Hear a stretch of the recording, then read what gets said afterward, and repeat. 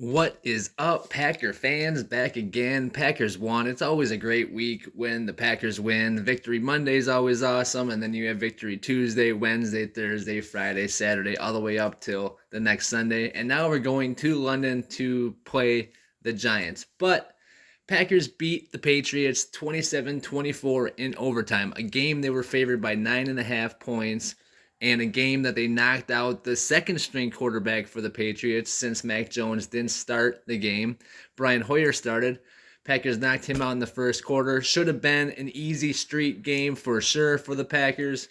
Packers struggled on offense most of the first half, and then Bailey Zappi really played well in the second half. So Patriots might have a quarterback controversy to deal with of their own, but Patriots really fought hard, and Packers should have dominated this game. Like I said, they knocked out Brian Hoyer. Zappi came in and played well. But some of the keys of the victory, Packers held the Patriots from 3 of 11 on third down, which they continued their dominance on third down as a third down defense. Still number one this week. After last week, they jumped into first place after holding Tampa to,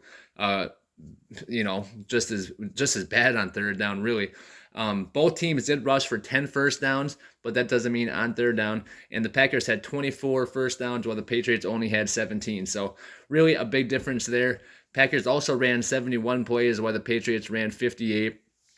And the Packers only had 4 penalties for 40 yards. Last week they had about eight penalties, so cut them in half, much better this week. The overtime did add, I think, another penalty later in the game. So going into the fourth, they only had 2 penalties all game, and the Patriots had like 7 for 75 yards. So that's a lot more for them, and for a Patriots team, that's unusual.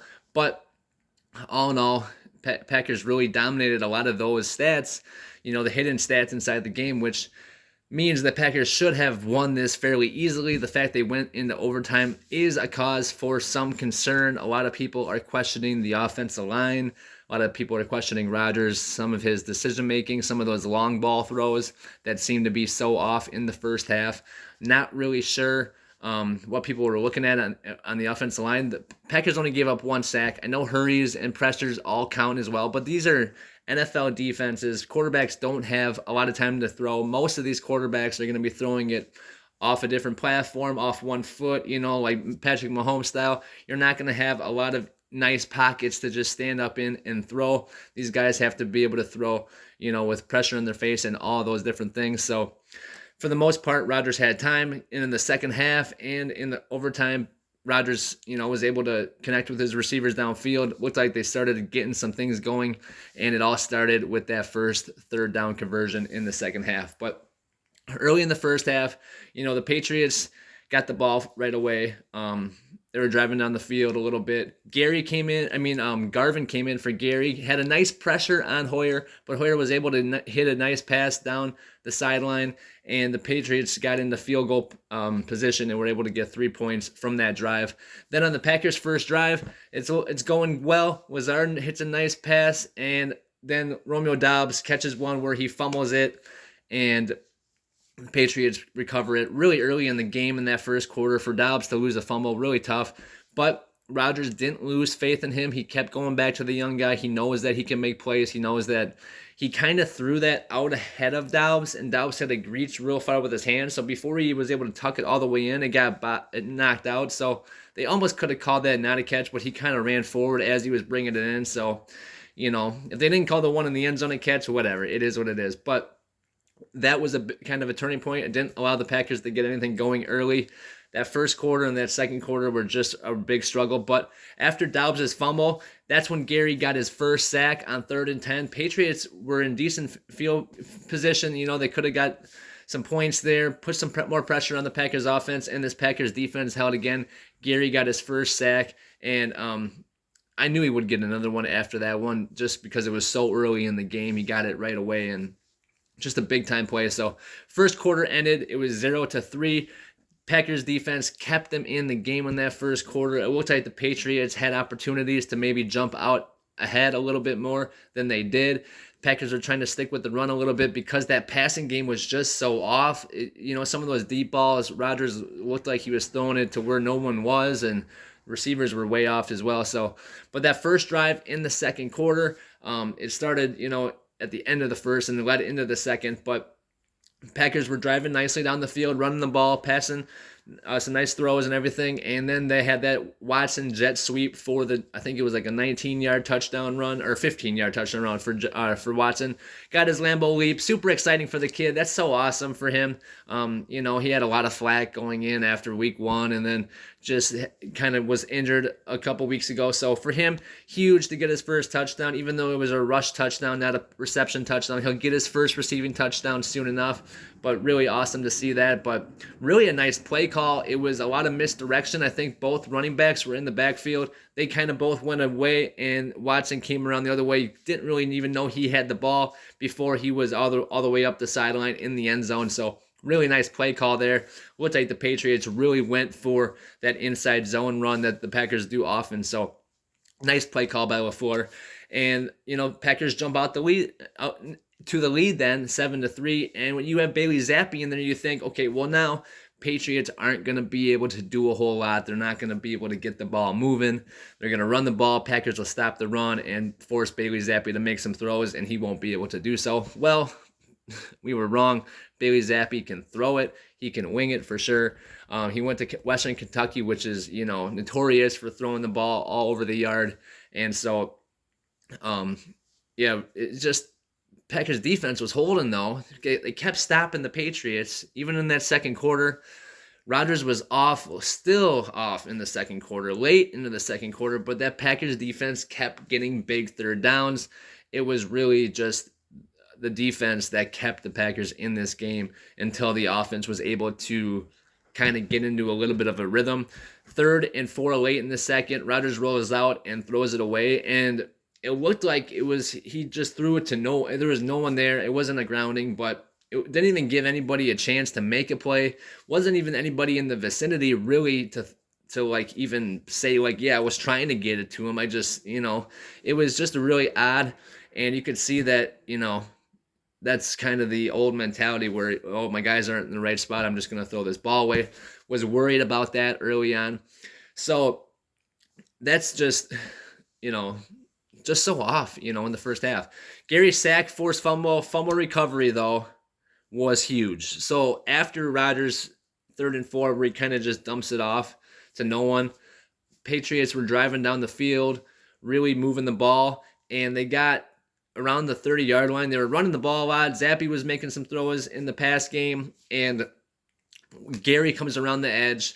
And right before that, Preston Smith was saying, man, you're getting so close. Get after that ball. Get that ball. And he just thought, okay, I'm going to get that ball. So when he got to Zappi, he sacked him. Forced fumble recovery, got the trifecta. That is the ideal play for a defender. Awesome for Gary. He's got 5 sacks in 4 games, on pace for 21 on the season. That is insane. I predicted 15 plus, which means, he's on pace for that for sure at this point. He's already got 5 in 4 games, so he should have 15 in 12 games. That is pretty amazing. Way to go, Gary. I'm so excited. I knew he had potential to get a multi-sack game here sooner than later, and once he got that one in the first quarter, I knew another one was coming. The fact that it was a sack, forced fumble recovery when the Patriots were driving is a huge moment in the game.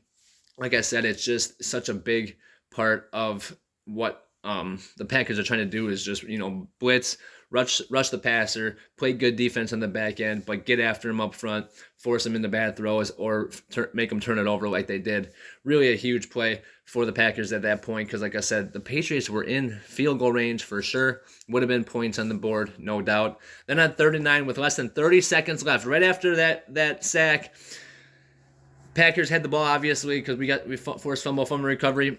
We get down to 39. Rodgers is looking for a 10-yard out. There's only like under 30 seconds left before half. I think the guy got into the end zone with 19 seconds. So Rodgers steps back in the shotgun. He's trying to throw a quick out, a 10-yard. Well, it was 3rd and 9, so he was trying to go 10-yard out to Lazard. And Lazard looked like he kind of tripped or fell, but he did fall backwards. But the defender looked like he ran the route for Lazard. pick six them. First pick six for Rodgers at Lambeau, or in like 3,500 attempts. It's his second one in 3,500 attempts. I don't know when his last one was. It was quite a few years ago. I know that for sure.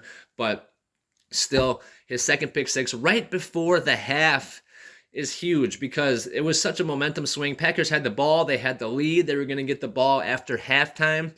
And so if they could have gotten in the field goal range, great. But if not, who cares? It's 7-3 going to half with the lead.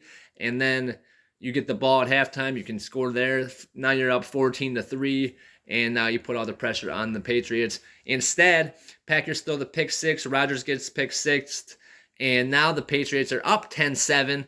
Packers get the ball with like 10 seconds left before halftime, and they just sit on it and go into halftime. Now they're down by 3, 10-7, and luckily Packers got the ball first. Otherwise, this could have been ugly. Really not ideal right before the half. You wanted to be able to score points or at least have the lead going in the half and then get the ball back coming out of half. Rodgers likes that double bubble where you score some points before the half and then you get the ball back after half. That's why they usually defer the kick early on. If they do win the toss, they select to receive at the second half, not the first half. So that first half or first drive of the second half was the biggest drive of the game, I think, for the Packers. Packers were so off all through the game, first quarter, second quarter. In the pass game, Rodgers seemed off with the receivers. The receivers seemed to be running the wrong routes or just kind of not on the same page with Rodgers. And it looked like it could have been a tough day in the air, through the air. But Packers are running the ball decent. They had a good running game going. Jones really ran the ball well. Dillon ran the ball well. They had 199 yards of total offense combined between the two, and 183 of that was on the ground. Huge day for those guys, and I think they could have fed them the ball more. I think they forced their pass a little more than they needed to, but on this drive, it's 3rd and 10 on the first drive of the second half. Packers, 10 seconds came off the clock in that first half only, and on this play, it's a sideline, one-on-one, man-to-man, Lazard versus the corner, and he just beats him. Rodgers had a perfect throw. This is one of his best throws of the game as well.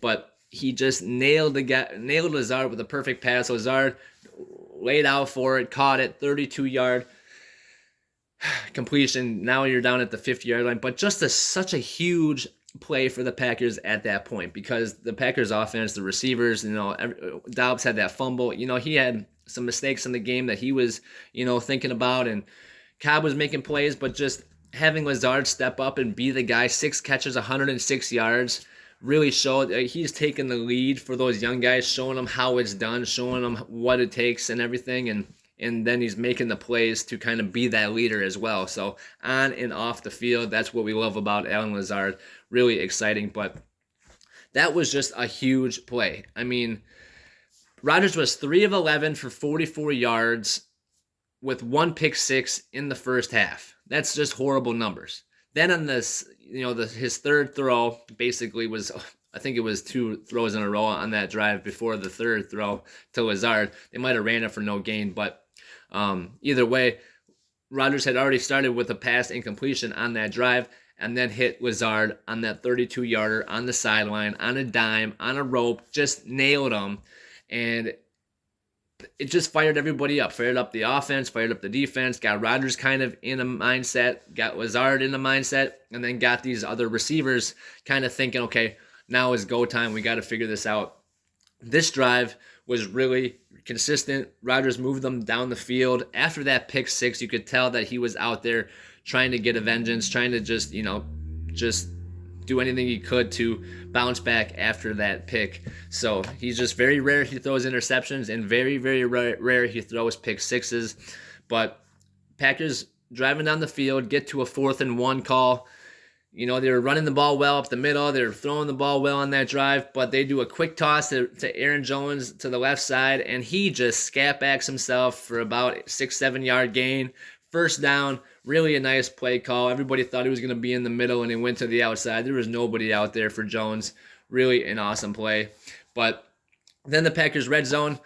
We got down to the red zone, and then I think there was a holding call, so now it's 2nd and 19 from the 20-yard line. And I'm thinking, okay, well, We're still down 7-10. If we can kick a field goal here, at least we're tied, so we're in good shape. But 2nd and 19 from the 20, you can get a first down at the 1 yard line, but otherwise 19 yards is hard to get. You might not be able to get a first down. You might have to take the points here. And on the first play, 2nd and 19, Rodgers hits Bobby Tonyan on a perfect seam route right between the two safeties for the touchdown, 20-yard touchdown pass. Crazy throw. What a play there. Really nice throw on that one by Rodgers, and an awesome catch taking the hit by Tonyan. Two real nice throws, the one to Lazard and one to Tonyan on that drive. Packers go up 14-10. Huge moment right there just because, like I said, Rodgers was off for so much of the game up to that point, and making the score 14-10 when it should have been 14-3 is huge, but now the game is on for sure. So then on the next drive, Patriots are moving the ball a little bit. They're running the ball pretty decently, but Lowry and Smith combine on a sack, so that puts Smith's total for the season up to 2.5 and puts Lowry in the sack column technically with a half a sack. I don't think they actually count it until he gets a full one, but he's got a half a sack to add to whatever he gets the rest of the year. We'll see some more production out of Lowry as the season goes on, but Kenny Clark, Jaron Reed, they're really a force in the middle there. Obviously, Smith and Gary doing what they do on the outside. But they got after Zappe, and, on this drive, they got a delay game, so it was 1st and 15. They had moved the ball down the field pretty well, even with that sack. But it was 1st and 15 after a delay game, and then on the next play, they should have had a delay game again. There was 3 seconds that went by. They didn't call the delay game. Still, the Packers defense should have stopped them. But Bailey Zappe hits Devontae Parker for a touchdown pass. Now it's like, okay, Bailey Zappe just led this Patriots offense down the field for a touchdown. And what a throw and what a drive it was for real. So now 17-14, Patriots lead going late into the third quarter when it should have been if the Packers didn't throw that pick six. It's just, it really messed up a lot of this, kept the Patriots in the game for sure. Really a turning point to make this much more of a game than it should have been. But on the next drive, Packers driving the ball down the field, they stall in Patriots territory. 3rd and 5, Rodgers couldn't get it to, I think the guy caught, I think Aaron Jones or A.J. Dillon caught the ball, but they couldn't get the first down, not enough there. And so 38-yard field goal by Mason Crosby to tie it up late into the third quarter, and that is good for Crosby. He's 100% on extra points and field goals this season. I know it's only 3 or 4 weeks, but 100% is 100%. That's all you can ask for. There's other guys that have missed kicks, and he has not this year. So Packers, Patriots start the fourth quarter, 17 all, and this is where it gets good. Such an exciting game, and always better, obviously, when the Packers come out on top. But the Patriots lead a nice drive after that. They ran the ball 6 of 7 times. The one pass was a nice play action fake where Bailey Zappe hit the receiver deep down the field for a really nice gain. Continued to run the ball, and the Patriots scored early in that fourth quarter. Right away after the Packers hit that field goal, Patriots run the ball down the field, basically, and score, pushing the score to 24-17 early in that fourth quarter. That means that this Packers defense showed a lot of resilience, bouncing back again from being down, bouncing back again from, just having that team run down the field on them. And running the ball, they played really well. It was when the Patriots tried to pass the ball too much that the Packers were getting after them. So if the Patriots would have stick to running it more throughout the game, they might have had more success. But this is when it got crazy. Packers down 24-17. On the next drive, Packers are moving the ball. 3rd and 6, Rodgers hits Cobb for a huge first down, and it was one where Rodgers threw it about 25 yards in the air across the field a little bit, and it had to just fall right into the breadbasket because there was a defender right on Cobb's back, and 2 defenders over the top coming this way, but weren't close enough to make a play. But probably Rodgers' best throw of the game. It was really, especially 3rd and 6 on that drive. If you give the ball back to the Patriots after they just ran the ball down the field on you, they might do it again. And now it's over with, really, because there wasn't going to be enough time. So huge play at that point. 3rd and 6. Rodgers keeps the drive going. Keeps it going. Rodgers led them all the way down. Big run by A.J. Dillon later in that drive on 1st and 10. He got like 12 or 13. And then This was the most familiar play for a lot of Packers fans. We've been seeing this for years with number 87, Jordy Nelson, and then most recently with number 17, Davante Adams. But Rodgers hit number 87, Romeo Doubs, with the back shoulder touchdown pass in right at the 1 yard line, and then Dobbs backed his way up into the end zone for his second touchdown of the season. He's on pace for about 8 now this year. Pretty good for the rookie. I think that would be a Packers rookie record. But now it's 24-24 with 6 minutes left in the fourth quarter. Packers tie the game. Rodgers drove the offense down the field in a really, big pressure situation. They needed that. They got it. Rodgers did it, and everybody did their part. Offensive line, running backs, wide receivers caught the ball. Really a big play. So the next Patriots drive, Patriots had just had that good drive running the ball down the field. Now they're trying to score. They have 6 minutes. They have the ball. They're tied with the Packers. They could easily win this game. Now, Patriots are driving a little bit, running the ball, and Jarran Reed, the big free agent defensive lineman for the Packers, he gets his first sack of the game. Rashawn Gary kind of came around the outside, pushed Zappe up into Reed. They both kind of got there almost at the same time, but Reed was on the inside.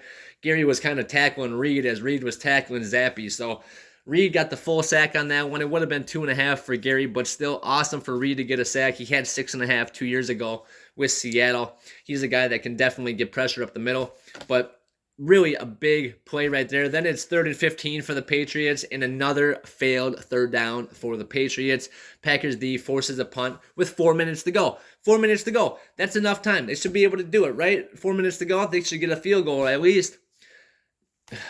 But Packers next drive. Oh, sorry, I went too far. Oh, okay, so it's Packers next drive, 3rd and 8 from the 40-yard line. Rodgers has okay, so they ran the ball a little bit, they passed a little bit, but they got down to the 40-yard line. So because after the Patriots punted, decent field position after the sack and everything, and it's 3rd and 8 from the 40. So you're not close enough yet to kick a field goal. You're just not close enough yet to kick a field goal. And if you miss it, you don't want to give the Patriots in really good field position. So 3rd and 8. Instead of going for the first down and trying to keep this drive moving, Packers, Rodgers, Doubs, LaFleur all decide to go for it all. Rodgers, great throw. Doubs goes up in the end zone. So it's like a 40-yard touchdown pass that it would have been. Doubs gets it with his hands. He's such a good hands catcher. He's bringing it down to his body. He goes down to his knees. He has it all the way through, and then he hits the ground and it bounces out. Incomplete. And LaFleur, in a haste, and after everybody said no, he dropped it. Don't. LaFleur challenges it, throws the red flag, and that's that. So they lost the timeout because of that, which could have been bigger later on. Probably not, because they didn't have a lot of time, but it could have been. They could have stopped the clock later on and saved themselves more time when that punt occurred late in the game. They missed that 3rd and 8. Dobbs drops it. They rule it incomplete. Packers are forced to punt. Now this time, Pat O'Donnell punts it. Keyshawn Nixon again downs it at the 1-inch line. Such a big time play right there. I knew right then they were just going to run the ball. They were not throwing it with Bailey Zappe. There was no way the Patriots were going to throw it with Bailey Zappe to try to get out of the end zone there. Too afraid of a pick six. They knew it'd be quick passes. They knew they weren't going to go deep on anybody, so Packers were going to be all over that. I knew they weren't going to throw it. I knew it. And so they ran the ball all 3 times, but because the Packers burned that timeout on the failed, challenge attempt, they didn't have a timeout to burn to try to stop the clock, so the Patriots ran the ball. Packers do stop on 3rd down. Big hold on 3rd down, and then Patriots are forced to punt. With 5 seconds left, the Packers get the ball, and they run some kind of weird play where I think Dobbs got it and tries to lateral it to Elkin Jenkins, which, surprisingly, he didn't run 50 yards for a touchdown, but he didn't. So that's where the Packers were at with that one. Then they go into overtime. So overtime is crazy rules now. It's 10 minutes only. They flip a coin. Whoever gets the ball first can score a touchdown. They score a touchdown, they win. If they don't score a touchdown and they kick a field goal or don't score any points at all, the other team can score points and win the game, field goal or touchdown. But if the team scores a field goal first, the other team can match it with a field goal and the game goes on. But like I said, if the team scores a touchdown, it's over. If both teams don't score at all, it's a tie. And if the one team scores a field goal and the other one scores a field goal, now it's sudden death. So they can score whatever. But that's overtime rules. So anything could go. It's all up to a coin flip. It's just like, and you never know what it's going to be. That one was tails. So who knows? Could have guessed heads. And so Packers won the toss. Such bad luck in the past with overtime games for the Packers. But the Packers won the toss, and they get the ball first. And they can't do anything with it. And they have to punt it then. And after some time wears off on the clock, the Packers offense stagnant, couldn't get anything going in overtime, which was a bummer. And now they have to punt it, which means that if the Patriots score any points at all, it's over, which I think Rashawn Gary misunderstood, because in his interview after we punted, it was kind of a line drive. The Gunners couldn't get there. They got blocked up pretty good, and the returner got out to the 50-yard line. Now, the target line for Nick Folk, I think, was about the 37, but he was making it from the 43-yard line or so in practice, and there was no wind, they were saying. So from the 44, 45 is what I thought he'd be good from. Well, they got to about the 40 or the 50. They ran the ball. So they're about at the 45-yard line, 3rd and 5. And, just tough, because Gary said, we were trying to hold them to a field goal there at least so that we could get the ball back to 12. Just get the ball back to 12, no touchdowns, try to hold them to a field goal. But a field goal would have won it for them there. So I don't know if he misspoke or if he was misinformed or just misunderstood what was happening, but that would have lost the game for the Packers there. So they needed a stop. 3rd and 5 from like the 45-yard line, and the Packers get the stop. Huge play, and the Patriots are forced to punt. So now the Packers have had the ball once already in overtime, and so have the Patriots, which means that it's sudden death. Any points win the game. But with only 10 minutes in overtime now, these periods run down real quick. It's a lot faster than the 15-minute, but they're trying to player safety and health and all that. They just want to get the game over. So Packers start from the 10-yard line, and it's really just, try to get the ball out of their territory, get down the field a little bit. They run the ball on 1st down, get 2 yards. It's 2nd and 8, and Rodgers nails Lazard for a sweet, deep comeback route at the 35-yard line. Now, this moved the ball from the 12 to the 35. This was a huge play in overtime for the Packers. They had 6 minutes when they got the ball, so time was not a factor. All they had to do was get in the field goal range and kick a field goal to win the game. They had time. They had timeouts. They had the ball. Everything was in the Packers' favor, and players are getting tired, so you just have to execute, and you're going to win this game, basically. So Packers start from the 10, got to the 12, got to the 35. Now they're moving the ball down the field, run the ball with A.J. Dillon. He was knocking people over, moving the ball really well. And then it's 3rd and 1. And then it's from like the 40 or like the 50-yard line, I think. I think it was even the other side of the field at that point. And so what do? You've been running the ball well this whole time. Dillon's right there. Do you hand it off on 3rd and 1? Maybe he gets stuffed. And now what? You have to punt. So Packers play action on 3rd and 1. Probably the play of the game right here. Play action on 3rd and 1. Everybody thought it was going to be a run. And he nails Cobb on a quick, kind of like an extended drag route where he was kind of drifting upfield a little bit. Not so much of a drag, but almost like a slant. But really nice route by Cobb. Got open, had the defender all over him, caught the ball. 1st down Packers. Just such a huge, huge play at that point. Randall Cobb really made another nice catch on 3rd down late in the game. That one earlier in the drive, again in the 4th quarter, and then obviously in overtime here. Just really nice plays. 2 big 3rd down conversions for Randall Cobb. It's worth it to have him here just for those plays alone. And then the methodical, just, quick passes to Romeo Doubs from Aaron Rodgers, handing it off to Aaron Jones and A.J. Dillon, getting the ball down the field, just meticulously move the ball. Really simple plays, got it out to Dobbs real quick on two little pass plays. The first one got about 8, the second one got the first down. It was just really a methodical drive for the Packers. Like I said, they had the time on the clock. 3rd and 3, Dylan Powers ahead for 9 yards, which they were already in field goal range at that point, but 3rd and 3, you didn't want to kick the field goal from there if you didn't have to. So got the first down, got an extra 9 yards. I think they ran one more play, gained 2 more yards, and then called timeout. It was a 31-yard field goal for Crosby to win the game. For the most part, if it's within 40, Crosby's clutch. Crosby's like not 100%, but he's really, I mean, most kickers are really successful within 40. 45 now, these guys are getting legs that most guys within 45 is pretty easy money.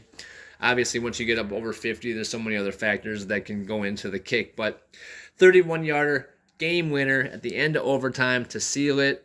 Crosby nails it. Packers win. And I'm so excited because, you know, with Zappi coming in, with Hoyer going out, with Rodgers playing bad in the first half, with Packers having the second half struggles all season, for them to come in, struggle in the first half, bounce back, really play well in the second half. What they put up 17 points in the second half that's more points in the second half than they have all season. So it's really impressive that they were able to do that and just really bounce back from the adversity that they were dealing with on offense. And the defense, just keeping them in the game, constantly keeping them in, like just fighting back.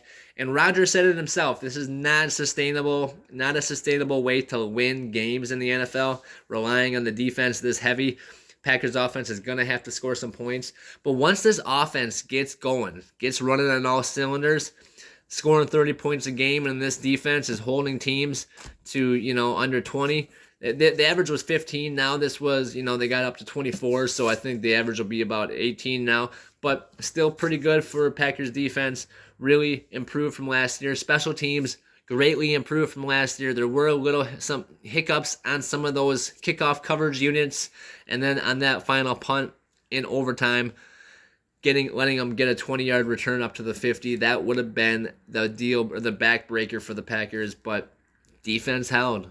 That defense, that back end, and we didn't have Jair Alexander. Remember that? He was out with the groin injury, so he'll be back hopefully in London, but maybe he'll sit out another week. Giants do have a lot of playmakers. I do think they had a few guys go out with injury, and Kenny Galladay hasn't played great lately, but we'll get to more Giants, Packers in London this week. I'm super excited. First time Packers going to London. That's going to be really exciting for all those guys. And obviously, it's just going to be exciting that we get to watch football Packers at 8:30 in the morning on Sunday.